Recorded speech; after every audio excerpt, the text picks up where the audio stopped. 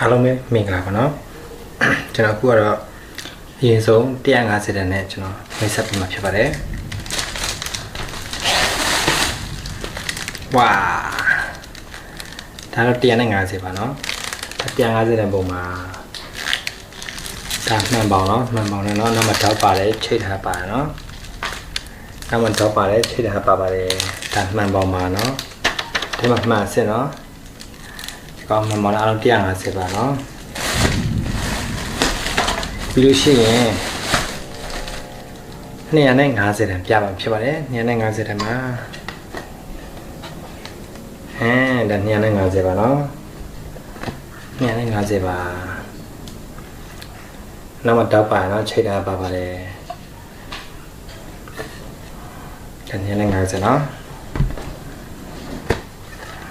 ဒါတော့ကျွန်တော်လာအားထားပုံလေးဖြစ်ပါတယ်နော်ဒါ250ပါလေကြည့်တတ်ပါ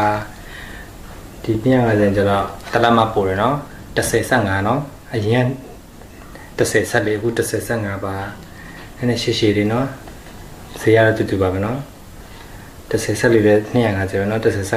250ပါပဲကဲကိုယ်တသားမိမိပုံလေးတွေလောက်မဆိုလို့ရှိရင်ကျွန်တော်မလာလို့ရပါတယ်ပြီးလို့ရှိရင်ကျွန်တော်380တန်ပြမှာဖြစ်ပါတယ်ဝါကဲဒါတော့380ပါနော်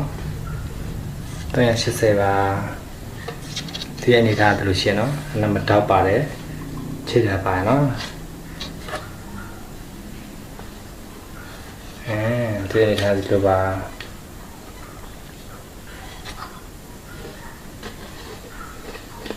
250နဲ့380နဲ့ block กว่าလေဆိုရှင်ဒီနေရာกว่าเนาะဒီနေရာกว่าပါလေဒါ380နဲ့ပါကဲ happy အားလုံးကျေးဇူးအများကြီးတင်ပါတယ်